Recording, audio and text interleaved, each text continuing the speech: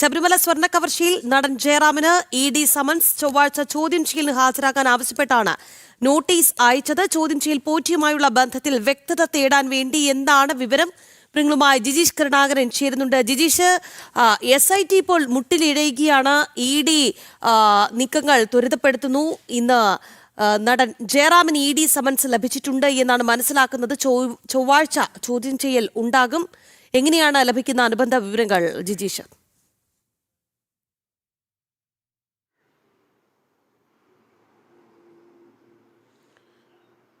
രാഗി, വലിയ ഒരു വിശദമായ ഒരു അന്വേഷണം ഇതിൽ ആവശ്യമുണ്ട് എന്ന് നേരത്തെ തന്നെ എൻഫോഴ്സ്മെന്റ് ഡയറക്ടറേറ്റ് വ്യക്തമാക്കിയിരുന്നു.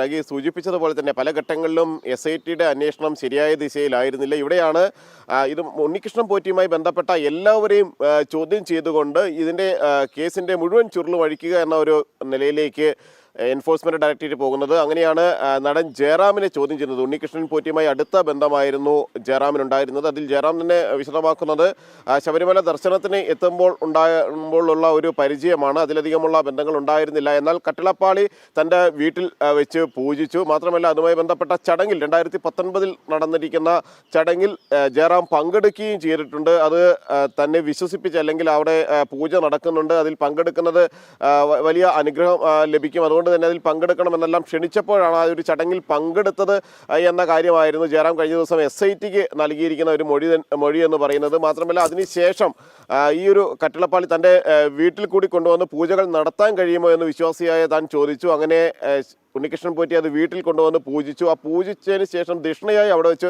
പണം നൽകിയിരുന്നു. അല്ലാതെ മറ്റൊരു തരത്തിലും ഈ കട്ടിളപ്പാളികൾ അവിടെ എത്തിക്കുന്നതിന്, സ്വർണം പൂശിക്കൊണ്ടുവന്ന കട്ടിളപ്പാളികൾ അവിടെ എത്തിക്കുന്നതിന് തൻ്റെ കയ്യിൽ നിന്ന് പണമൊന്നും വാങ്ങിയിട്ടില്ല. മറ്റ് ഏതെങ്കിലും തരത്തിലുള്ള സാമ്പത്തിക ഇടപാടുകളൊന്നും തന്നെ തങ്ങൾ തമ്മിൽ ഉണ്ടായിരുന്നില്ല എന്നെല്ലാം തന്നെയാണ് ജയറാം SITക്ക് നൽകിയിരിക്കുന്ന ഒരു മൊഴി എന്ന് പറയുന്നത്. എന്നാൽ എൻഫോഴ്സ്മെന്റ് ഡയറക്ടറേറ്റ് ഇക്കാര്യത്തിൽ കൂടുതൽ വ്യക്തത തേടിയാണ് ജയറാമിനെ ചോദ്യം ചെയ്യുന്നത്. SIT ജയറാമിനെ സാക്ഷിയാക്കാനുള്ള ഒരു നീക്കമായിരുന്നു നടത്തിയിരുന്നത്.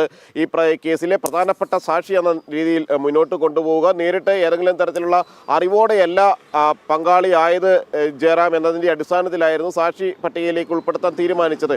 എന്നാൽ ഉണ്ണികൃഷ്ണൻ പോറ്റിയുമായി ബന്ധമുള്ള പല ആളുകളിൽ നിന്നും പോറ്റി പണം വാങ്ങിയിരുന്നുവെന്നും കൃത്യമായി തന്നെ സ്വർണ്ണ കവർച്ചയിലൂടെ കൈവശമെത്തിയിരിക്കുന്ന സ്വർണം അത് ശബരിമലയിലേതാണ് എന്ന് തന്നെ വ്യക്തമാക്കി വലിയ തുകകൾ കൈപ്പറ്റി എന്നുമെല്ലാമുള്ള വിവരത്തിൻ്റെ അടിസ്ഥാനത്തിലാണ് പ്രധാനമായും അത്തരമൊരു അന്വേഷണത്തിലേക്ക് ഇപ്പോൾ കടന്നിരിക്കുന്നത്. എൻഫോഴ്സ്മെന്റ് ഡയറക്ടറേറ്റ് കടന്നിരിക്കുന്നതും ജയറാമിനെ ചോദ്യം ചെയ്യുന്നതും അടുത്ത ചൊവ്വാഴ്ച ഹാജരാകാൻ ആവശ്യപ്പെട്ടുകൊണ്ട് സമൻസ് നൽകിയിരിക്കുകയും ചെയ്യുന്നത്.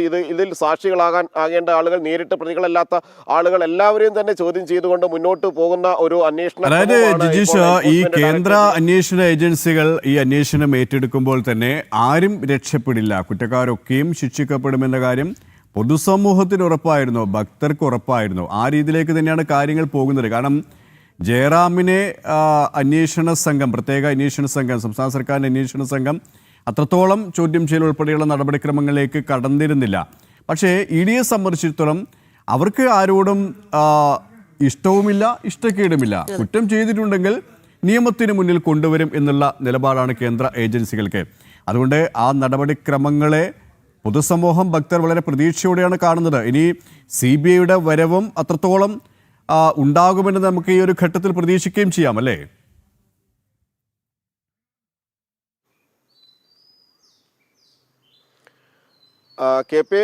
കെ പി പറഞ്ഞതുപോലെ കേന്ദ്ര അന്വേഷണ ഏജൻസികളാണ് സാധാരണ നിലയിൽ ഇത്തരത്തിലുള്ള കേസുകളുടെ എല്ലാം തന്നെ അവസാന വാക്ക്, അല്ലെങ്കിൽ വിശ്വസിക്കാവുന്ന ഓരോ അന്വേഷണ ഏജൻസികൾ എന്ന് സാധാരണ ജനങ്ങൾ മറ്റു പല കേസുകളിലും മനസ്സിലാക്കിയിട്ടുള്ളൊരു കാര്യമാണ്. അത് നയതന്ത്ര സ്വർണ്ണക്കള്ളക്കടത്ത് കേസാണെങ്കിലും അതുപോലുള്ള മറ്റു നിരവധി കേസുകളാണെങ്കിലും എല്ലാം തന്നെ സംസ്ഥാന സർക്കാർ പല ഘട്ടങ്ങളിലും പല കേസുകളും അട്ടിമറിക്കാനുള്ള ആസൂത്രിതമായ നീക്കങ്ങൾ നടത്തിയിട്ടുണ്ട്.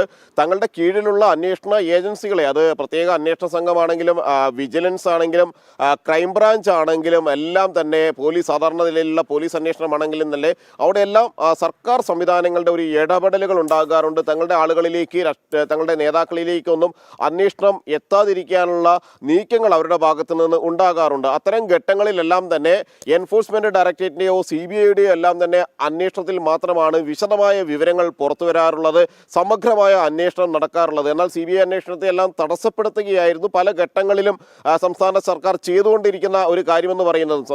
ഒരു കാര്യത്തിൽ ഏതെങ്കിലും ഒരു വിഷയവുമായി ബന്ധപ്പെട്ട് CBI അന്വേഷണം നടക്കുമെന്നുണ്ടെങ്കിൽ അതിന് ഏത് വിധേനയും തടയിടാം എന്നതാണ് സർക്കാരിന്റെ ആലോചന. അത്തരത്തിൽ തന്നെ കോടതിയിൽ റിപ്പോർട്ടുകൾ നൽകുന്നു. സ്വാഭാവികമായും CBIക്ക് ഒരു കേസ് ഏറ്റെടുക്കണമെങ്കിൽ അതിൽ ഹൈക്കോടതിയുടെ നിർദ്ദേശം വേണം, അല്ല എങ്കിൽ സർക്കാർ അത്തരത്തിൽ ഒരു ഉത്തരവുകൾ വിജ്ഞാപനം പുറപ്പെടുവിക്കേണ്ടതുണ്ട്. ഇവിടെ അതുകൊണ്ട് തന്നെ സമഗ്രമായ ഒരു അന്വേഷണം നടക്കുന്ന രീതിയിലേക്ക് തന്നെയാണ് ഇപ്പോൾ എൻഫോഴ്സ്മെന്റ് ഡയറക്ടറേറ്റ് മുന്നോട്ട് പോകുന്നത്. കാരണം ഈ കേസുമായി ബന്ധപ്പെട്ട സാക്ഷികൾക്ക് പല കാര്യങ്ങൾ പറയാനുണ്ട്. ഈ കേസുമായി ബന്ധപ്പെട്ട് ഉണ്ണികൃഷ്ണൻ പോറ്റിയുമായി അടുപ്പമുള്ള ആളുകൾക്ക് നിരവധി കാര്യങ്ങൾ പറയാനുണ്ട്. കാരണം ഈ സ്വർണ്ണ കവർച്ചയിൽ ഏറ്റവും പ്രധാനമാണ് അവിടെ നിന്ന് കൊണ്ടുപോയ, ശബരിമലയിൽ നിന്ന് കൊണ്ടുപോയ സ്വർണ്ണപ്പാളികൾ എങ്ങനെയാണ് പണസമ്പാദനത്തിന് ഇവർ ഉപയോഗിച്ചത് എന്ന് കണ്ടെത്തണം. കാരണം എൻഫോഴ്സ്മെന്റ് ഡയറക്ടറേറ്റിനെ സംബന്ധിച്ചിടത്തോളം പ്രധാനമായും അവർ അന്വേഷിക്കുന്നത് കള്ളപ്പണ ഇടപാടുകളാണ്, വിദേശ സാമ്പത്തിക ഇടപാടുകളാണ്. വിദേശത്ത് നിന്ന് പണം ഈ സ്വർണ്ണ കവർച്ചയുമായി ബന്ധപ്പെട്ട് പ്രതികളുടെ കൈവശം എത്തിയിട്ടുണ്ടോ, വിദേശത്തേക്ക് പണം നിക്ഷേപമായി പോയിട്ടുണ്ടോ തുടങ്ങിയ കാര്യങ്ങളെല്ലാം തന്നെ പ്രധാനമായും അന്വേഷിക്കുമ്പോൾ അതിൽ ഏറ്റവും പ്രധാനമെന്ന് പറയുന്നത് ഈ സ്വർണ്ണപ്പാളികൾ ഉപയോഗപ്പെടുത്തിക്കൊണ്ട് വൻ വ്യവസായികൾ അടക്കമുള്ള ആളുകൾ, സിനിമയിലെ പ്രമുഖർ എന്നിവർക്ക് അവരുടെ സ്ഥലങ്ങളിലേക്ക് കൊണ്ടുപോവുകയോ അല്ലെങ്കിൽ പ്രത്യേക സ്ഥലങ്ങളിൽ വെച്ച് അത് സ്വർണ്ണപ്പാളികളാണ്, ശബരിമലയിലെ ദ്വാരപാലക ശില്പങ്ങളിലെ പാളികളാണ്, കട്ടിളപ്പാളികളിലെ സ്വർണ്ണപ്പാളികളാണ് എന്നെല്ലാം പറഞ്ഞുകൊണ്ട് പൂജകൾ നടത്തി കോടികൾ കൈക്കലാക്കാനുള്ള ശ്രമങ്ങൾ ഉണ്ണികൃഷ്ണൻ പോറ്റിയുടെ കൈവശം അല്ലെങ്കിൽ ഉണ്ണികൃഷ്ണൻ പോറ്റി നടത്തിയിട്ടുണ്ടോ എന്ന് വ്യക്തമാകേണ്ടതുണ്ട്. സ്വാഭാവികമായും നടൻ ജയറാമിനെ ചോദ്യം ചെയ്യുന്നതോടുകൂടി, ജയറാമിന് സമൻസ് നൽകി വിളിച്ചു വരുത്തി വിശദമായി അന്വേഷണം നടത്തുന്നതോടുകൂടി ഇക്കാര്യത്തിൽ കൂടുതൽ കാര്യങ്ങൾ അന്വേഷണ സംഘത്തെ സംബന്ധിച്ചിടത്തോളം മനസ്സിലാക്കാൻ കഴിയും. പ്രത്യേകിച്ച് നിർണായകമായ ചോദ്യം ചെയ്യലുകളിലേക്ക് എൻഫോഴ്സ്മെന്റ് ഡയറക്ടറേറ്റ് കടന്നിരുന്നു. ഇനി ഉണ്ണികൃഷ്ണൻ പോറ്റിയെയാണ് പ്രധാനമായും ചോദ്യം ചെയ്യാനുള്ളത്. ജാമ്യത്തിൽ ഇറങ്ങുന്ന ഓരോ ആളുകളെയുമായി കഴിഞ്ഞ ദിവസം മുരാരി ബാബുവിനെ ചോദ്യം ചെയ്തു. ശ്രീകുമാർ, മുൻ ദേവസ്വം ഉദ്യോഗസ്ഥനായ ശ്രീകുമാറിനെ അന്വേഷണ സംഘം കൊച്ചി ഓഫീസിൽ വിളിച്ചു വരുത്തി ചോദ്യം ചെയ്തു. ഇതിനിടയിൽ അന്വേഷണ ഉദ്യോഗസ്ഥരിൽ ചിലർ അവധിയിൽ പോയതിനാൽ ഏതാനും ദിവസം ഈ ചോദ്യം ചെയ്യൽ, നേരിട്ടുള്ള ചോദ്യം ചെയ്യൽ നടക്കുന്നില്ല. എന്നാൽ കഴിഞ്ഞ ദിവസങ്ങളിലെ മൊഴികൾ മറ്റു ഉദ്യോഗസ്ഥർ പരിശോധിക്കുന്നുണ്ട്. ഈ മുരാരി ബാബുവിൻ്റേതാണെങ്കിലും ശ്രീകുമാറിൻ്റേതാണെങ്കിലും എല്ലാം തന്നെയുള്ള മൊഴികൾ വിശദമായി പരിശോധിക്കുന്നു.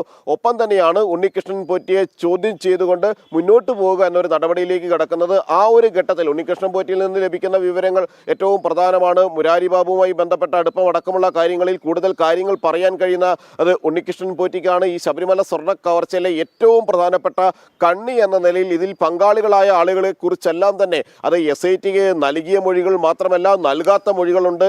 SIT മനഃപൂർവ്വം മറച്ചുവെച്ചു എന്ന് കരുതുന്ന മൊഴികളുണ്ട്.